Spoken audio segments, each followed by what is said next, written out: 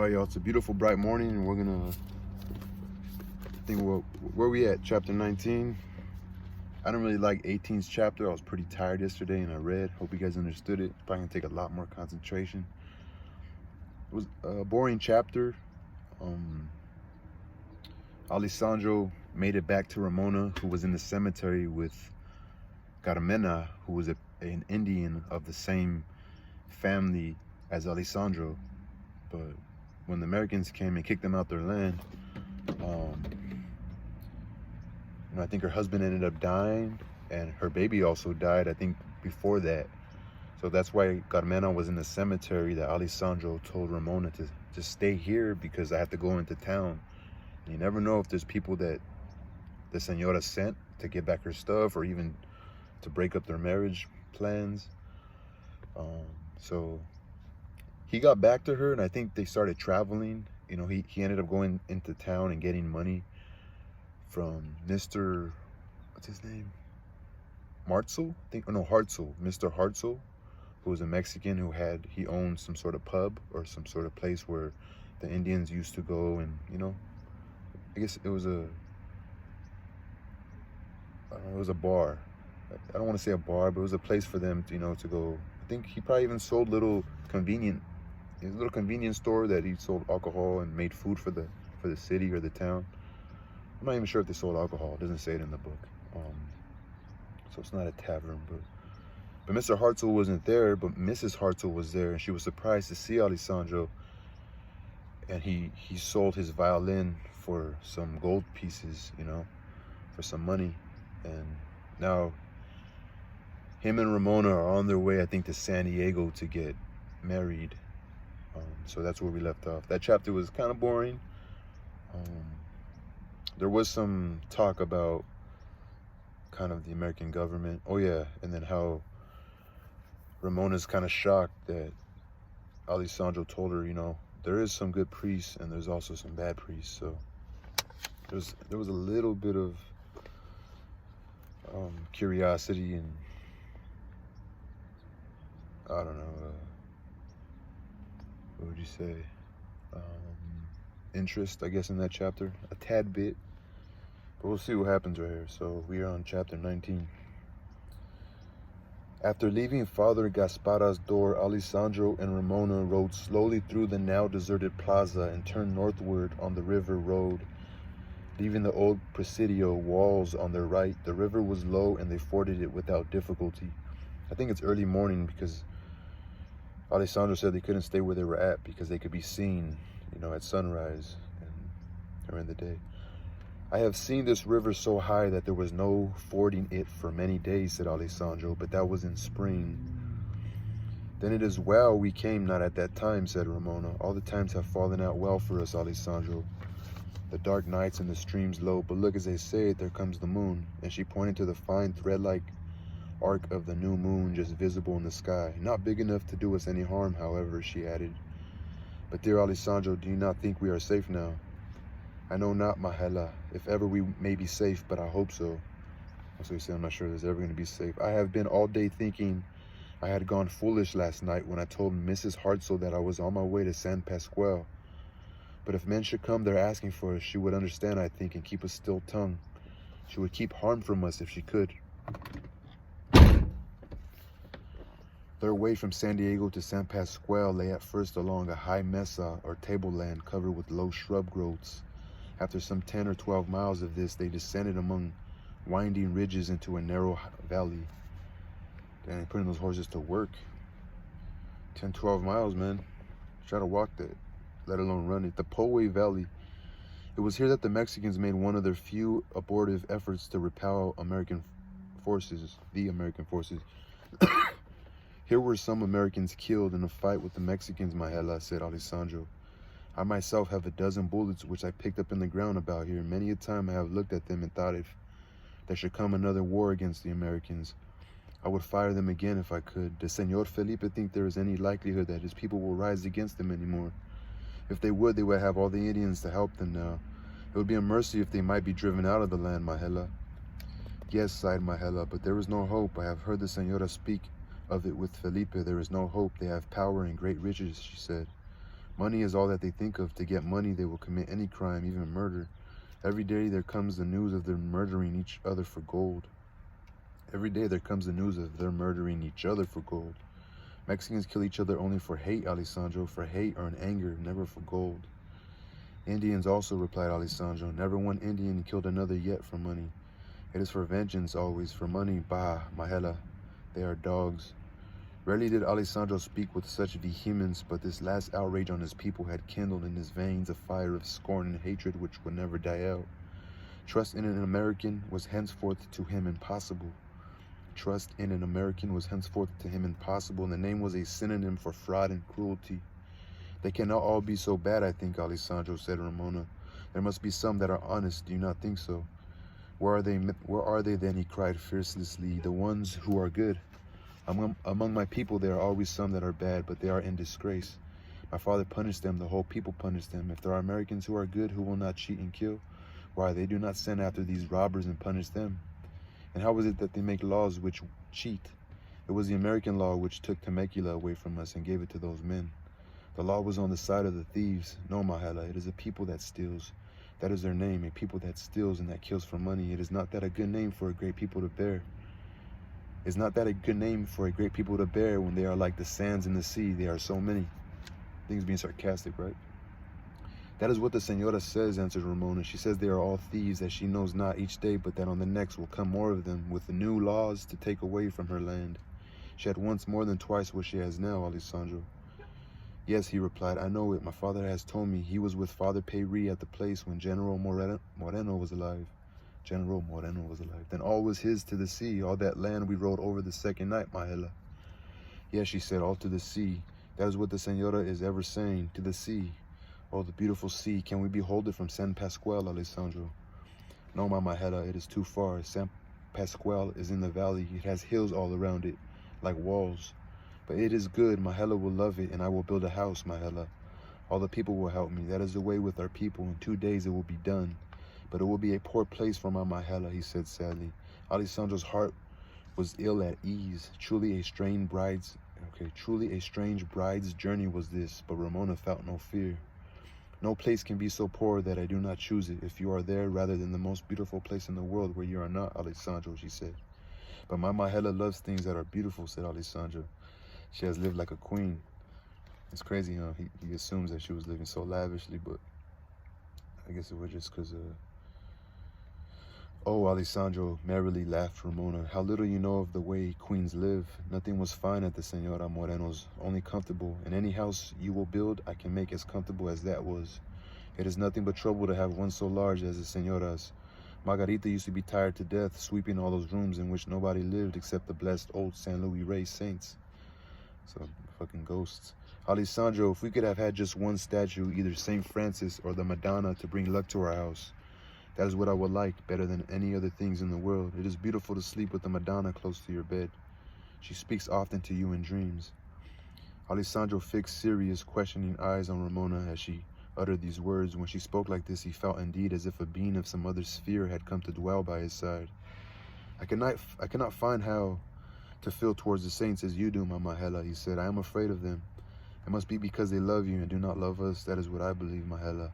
I believe they are displeased with us and no longer make mention of us in heaven. That is what the fathers taught that the saints were ever doing, praying to God for us and to the Virgin and Jesus. It is not possible, you see, that they could have been praying for us, and yet such things have happened, as happened in Temecula. I do not know how it is my people have displeased them.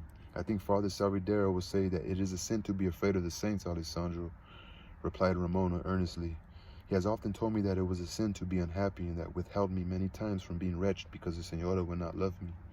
And Alessandro, she went on, growing more and more fervent in tone, even if nothing but misfortune comes to people, that does not prove that the saints do not love them. For when the saints were on earth themselves, look what they suffered. Martyrs they were, almost all of them. Look at what holy Saint Catherine endured, and the blessed Saint Agnes. It is not by what happens to us here in this world that we can tell if the saints love us, or if we will see the Blessed Virgin. How can we tell, then, he asked. By what we feel in our hearts, Alessandro, she replied. Just as I knew all the time when you did not come, I knew that you loved me. I knew that in my heart, and I shall always know it, no matter what happens. If you are dead, I shall know that you love me, and you will know that I love you the same. See, I like that type of shit, you know? Yes, said Alessandro reflectively, that is true, but my Hela, it is not possible to have the same thoughts about a saint as about a person that one has seen and heard the voice and touched the hand. No, not quite, said Ramona, not quite, about a saint.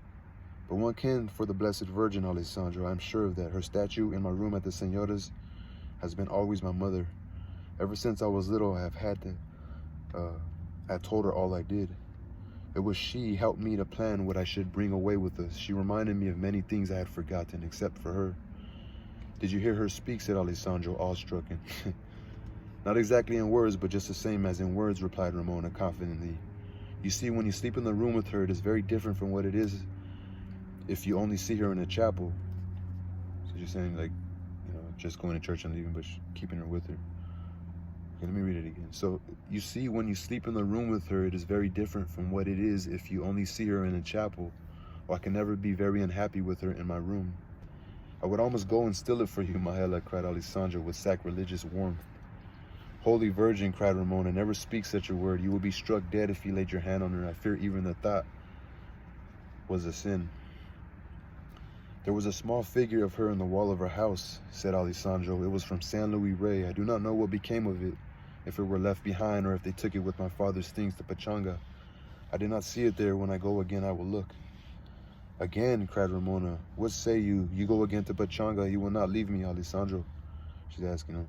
At the bare mention of Alessandro's leaving her, Ramona's courage always vanished. In a moment, in the twinkling of an eye, she was transformed from the dauntless, confident, sunny woman who bore him up as if it were on wings of hope and faith to a timid, shrinking, despondent child, crying out in alarm and clinging to the hand.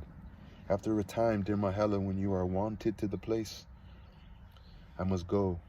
When you are wanted, W-O-N-T-E-D. When you are comfortable, when you acclimated, I don't know. So he says, after a time, dear Mahela, when you are wanted to the place I must go to fetch the wagon and the few things that were ours. There is the rawhide bed which was Father Péri's and he gave to my father. Mahela will like to lie on that. My father believed it had great virtue. Like that you made for Felipe, she asked. Yes, but it is not so large. In those days, the cattle were not so large as they are now. This is not so broad as Senor Felipe's. He's talking about the skin of an animal. There are chairs, too, from the mission, 3 of them, one almost as fine as those on your veranda home. Oh, wait. I'm thinking about something else, Kate. Okay, so like that you made for Felipe, she asked. Yes, but it is not so large. In those days, the cattle were not so large as they are now. This is not so broad as Senor Felipe's. There are chairs, too, from the mission, 3 of them, one almost as fine as those on your veranda at home. They were given to my father in music books, beautiful parchment books. Oh, I hope those are not lost, Mahela. If Jose had lived, he would have looked after it all. But in the confusion, all the things belonging to the village were thrown into wagons together, and no one knew where anything was. But all the people knew my father's chairs and the books of the music. If the Americans did not steal them, everything will be safe. My people do not steal. There was never but one thief in our village, and my father had him so whipped he ran away and never came back. I heard he was living in San Jacinto and was a thief yet, spite of all that whipping he had. I think if it is in the blood to be a thief, not even whipping will take it out, Mahela. Like the Americans, she said, half laughing, but with tears in the voice. Whipping would not cure them. It wanted yet more than an hour of dawn when they reached the crest of the hill from which they looked down on San Pascual Valley. 2 such crests and valleys they had passed. This was the broadest of the 3 valleys, and the hills walling it were softer and rounder of contour than any they had yet seen. To the east and northeast lay ranges of high mountains, their tops lost in the clouds. The whole sky was overcast and gray. If it were spring, this would mean rain, said Alessandro, but it cannot rain, I think, now. No, laughed Ramona, not till we get our house done. Will it be of adobe, Alessandro? Dearest Mahela, not yet. At first it must be of the tule, T-U-L-E. They are very comfortable while it is warm, and before winter I will build one of adobe. 2 houses? Wasteful, Alessandro. If the Thule house is good, I shall not let you, Alessandro, build another. Ramona's mirthful moments bewildered Alessandro. To his slower temperament and saddened nature, they seemed preternatural. Preternatural? P-R-E-T-E-R-N-A-T, natural, you know? as if she were all of a sudden changed into a bird or some gay creature outside the pale of human life, outside and above it. "You speak as a bird sing, Mama Hela," he said slowly. "It was well to name you Mahel. Only the wood dove has not joy in her voice, as you have. She says only that she loves and waits." "I say that too, Alessandro," replied Ramona, reaching out both their arms towards him. The horses were walking and very close side by side. Baba and Benito were now such friends they liked to pace closely side by side, and Baba and Benito were by no means without instinctive recognitions of the sympathy between the riders. Excuse me. Already Benito knew Ramona's voice and answered it with pleasure, and Baba had long ago learned to stop when his mistress laid her hand on Alessandro's shoulder. He stopped now, and it was long minutes before he had the signal to go on again. "Mahela, Mahela," cried Alessandro, as, grasping both her hands in his, he held them to his cheeks, to his neck, to his mouth. If the saints would ask Alessandro to be a martyr for Mahela's sake, like those she was telling of, then she would know if Alessandro loved her. But what can Alessandro do now? What, oh what? Mahela gives all, Alessandro gives nothing, and he bowed his forehead on her hands before he put them back gently on Baba's neck. Tears filled Ramona's eyes. How should she win this saddened man, this distrusting lover to the joy which was his desert? "Alessandro can do one thing," she said, insensibly falling into this mode of speaking. "One thing for his Mahela. Never, never, never say that he has nothing to give her. When he says that, he makes Mahela a liar, for she has said that he is all the world to her. He himself, all the world which she desires. Is Mahela a liar?" But it was even now with an ecstasy, only half joy, the other half in anguish, that Alessandro replied, "Mahela cannot lie. Mahela is like saints. Like the saints. Alessandro is hers." When they rode down into the valley, the whole village was astir. The vintage time had nearly passed. Everywhere were to be seen large, flat baskets of grapes drying in the sun. Old women and children were turning these or pounding acorns in the deep stone bowls. Others were beating the yucca stalks and putting them to soak in water. The oldest women were sitting on the ground weaving baskets. There were not many men in the village now. 2 large bands were away at work, one at the autumn sheep shearing and one working on a large irrigating ditch at San Bernardino. In different directions from the village, slow-moving herds of goats or of cattle could be seen being driven to pasture on hills. Some men were plowing. Several groups were at work building houses of bundles of thule reeds. "These are some of the Temecula people," said Alessandro. "They are building themselves new houses here. See those piles of bundles, darker colored than the rest? Those are their old roofs they brought from Temecula. There comes Isidro," he cried joyfully as a man, well mounted, who had been riding from point to point in the village, came galloping towards them. As soon as Isidro recognized Alessandro, he flung himself from his horse. Alessandro did the same, and both running swiftly towards each other till they met, they embraced silently. Ramona, riding up, held out her hand, saying as she did so, "Isidro?" Pleased yet surprised at this confident and assured greeting, Isidro saluted her, and turning to Alessandro, said in their own tongue, "Who is this woman who you bring that has heard my name?" "My wife," answered Alessandro in the same tongue. "We were married last night by Father Gaspara." I forgot they got married. So Father Gaspara was the one that was talking about the Americans. "She comes from the house of the Señora Moreno. We will live in San Pascual if you have land for me, as you have said." Whatever astonishment Isidro felt, he showed none. Only a grave and courteous welcome was in his face and in his words as he said, "It is well, there is room, you are welcome." But when he heard the soft Spanish syllables in which Ramona spoke to Alessandro, and Alessandro translating her words to him, said, "Mahel speaks only in the Spanish tongue, but she will learn ours." A look of disquiet passed over his countenance. His heart feared for Alessandro, and he said, "Is she then not Indian? Whence got she the name of Mahel?" The writing's super English, and I don't even think this book was written that long ago. Whence got the name of Mahel? He's like, she has an Indian name, but she's Mexican. A look of swift intelligence from Alessandro reassured him. "Indian on the mother's side," said Alessandro, "and she belongs in our heart to our people. She is alone, save for me, except for me. She is one blessed of the Virgin, Isidro. She will help us. The name Mahel I have given her, for she is like the wood dove, and she is glad to lay her old name down forever." to bear this new name in our tongue. And this was Ramona's introduction to the Indian village, this and her smile. Perhaps the smile did most. Even the little children were not afraid of her. The women, though shy in the beginning at the sight of her noble bearing and her clothes of a kind and quality they associated only with superiors, soon felt her friendliness. And what was more, saw by her every word, tone, look, that she was Alessandro's. If Alessandro's theirs, she was one of them. Ramona would have been profoundly impressed and touched could she have heard them speaking among themselves about her, wondering how it had come about that she, so beautiful and nurtured, in the Moreno house of which they all knew, should be Alessandro's loving wife. It must be, they thought in their simplicity, that the saints had sent it as an omen of good to the Indian people. Toward night they came, bringing in a hand barrel, the most aged women in the village, to look at her. She wished to see the beautiful stranger before the sun went down. They said because she was now so old, she believed each night that before morning her time would come to die. They also wished to hear the old woman's verdict on her.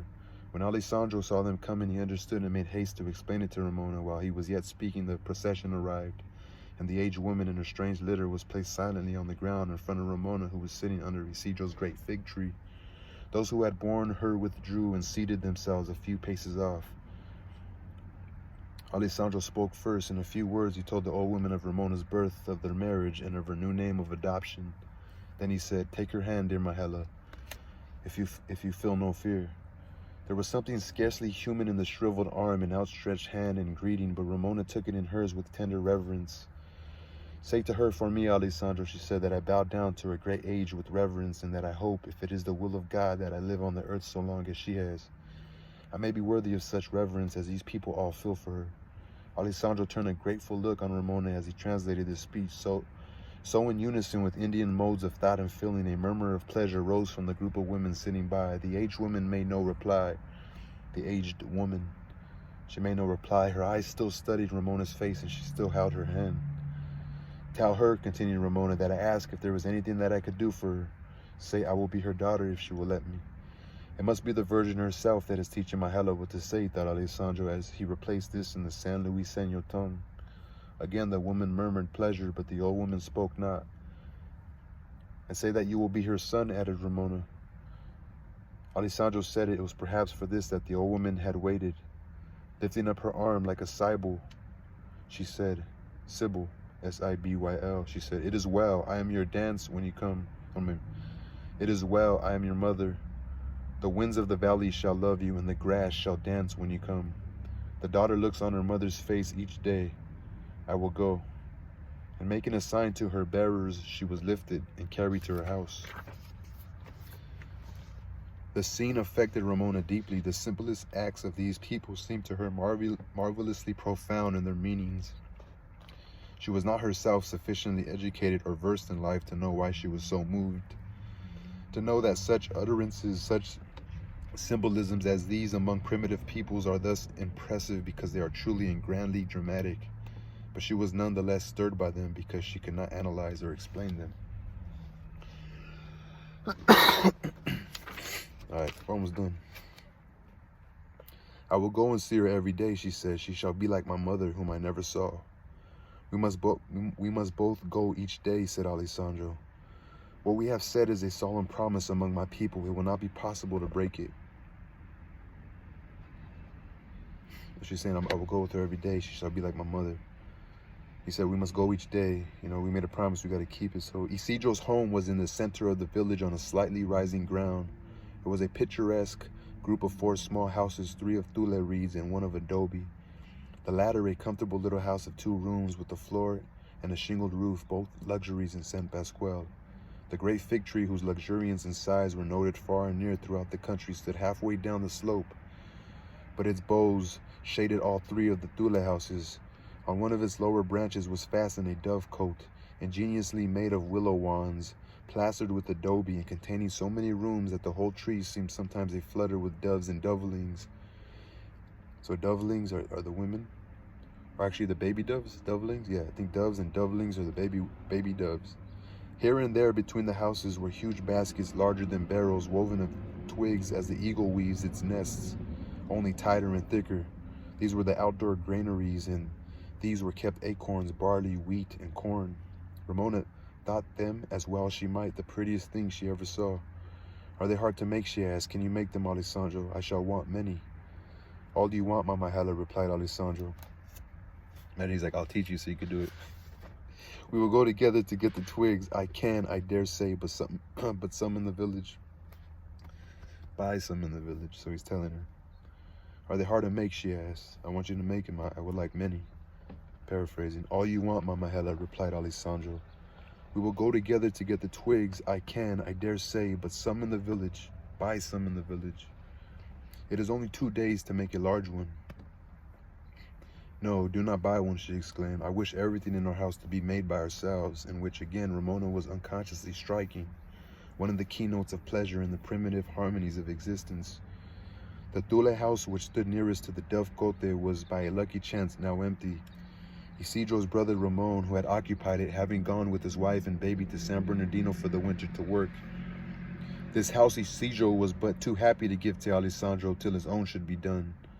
It was a tiny place, though it was really 2 houses joined together by a roof passageway. In this passageway, the tidy Juana, that's my tia's name, Ramon's wife, kept her 2 pots and pans and a small stove. It looked to Ramona like a baby house. Timidly, Alessandro said, Can my Hala live in this small place for a time? It will not be very long. There are adobes already made.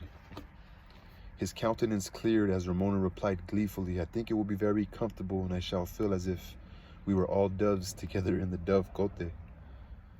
Cote, C-O-T-E. So it's Dove-C-O-T-E. Cote. Dove Cote.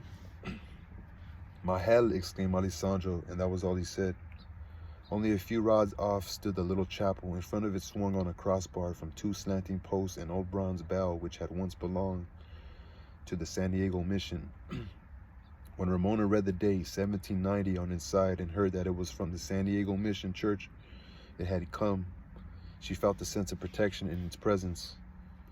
Think, Alessandro, she said, this bell, no doubt, has rung many times for the Mass for the Holy Father Junipero himself. It is a blessing to the village I want to live where I can see it all the time. It will be like a saint statue in the house. She's super religious, huh? With every allusion that Ramona made to the saint statues, Alessandro's desire to procure one for her deepened. He said nothing, but he revolved in it in his mind continually. He had once gone on with shearers to San Fernando, and there he had seen in a room of the old mission buildings a dozen statues of saints huddled in dusty confusion. The San Fernando church was in crumbled ruins, and such of the church properties as were left there were in the keeping of a Mexican not over careful, and not in the least devout. It would not trouble him to part with a saint or 2, Alessandro thought, and no irreverence to the saint either, on the contrary, the greatest of reverence, since the statue was to be taken from a place where no one cared for it, and brought into one where it would be tenderly cherished and worshipped every day. It's funny, for love, he's going to commit a crime. If only San Fernando were not so far away and the wooden saints so heavy. Oh, yeah, that motherfucker is made of bronze or brass. However, it should come about yet, Mahela should have a saint, nor distance nor difficulty should keep Alessandro from procuring for his Mahel the few things that lay within his power. Like, sounds like Marvin Gaye. Ain't no mountain high. No more jokes. But he held his peace about it. It would be a sweeter gift if she did not know it beforehand. He pleased himself as subtly and secretly as if he had come of civilized generations, thinking how her eyes would dilate if she waked up some morning and saw the saint by her bedside, and how sure she would be to think at first it was a miracle. His dear devout Mahela, who, with all her superior knowledge, was yet more credulous than he. All her education had not taught her to think as he, untaught, had learned in his solitude with nature. Before Alessandro had been 2 days in San Pasqual, he had heard of a piece of good fortune which almost passed his belief, and which startled him for once out of his usual impassive demeanor. You know I have a herd of cattle of your father's and near 100 sheep, said Isidro.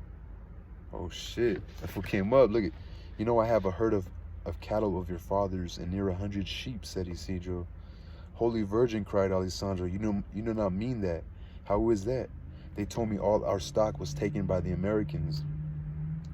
Super dramatic. Yes, so it was. All that was in Temecula, replied Isidro. But in the spring your father sent down to know if I would take a herd for him up into the mountains with ours, as he feared that the Temecula pasture would fall short, and the people there who cannot leave must have their cattle near home. So he sent a herd over, I think near 50 head, and many of the cows have calved. And he sent also a little flock of sheep, 100, Ramon said. He herded them with ours all summer, and he left a man up there with them. They will be down next week. It is time they were sheared. Before he had finished speaking, Alessandro had vanished, bounding like a deer. Isidro stared after him, but seeing him enter the doorway of the little Thule hut, he understood, and a sad smile passed over his face. He was not yet persuaded that this marriage of Alessandro's would turn out a blessing.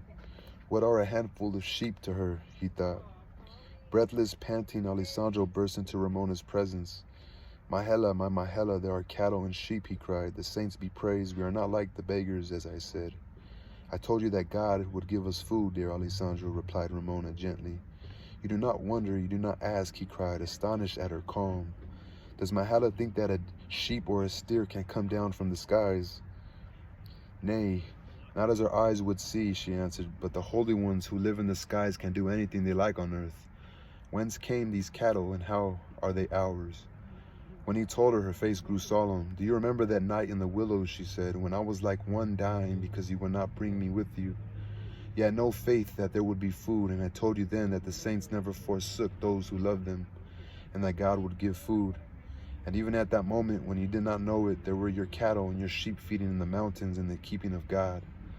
Will my Alessandro believe after this? And she threw her arms around his neck and kissed him.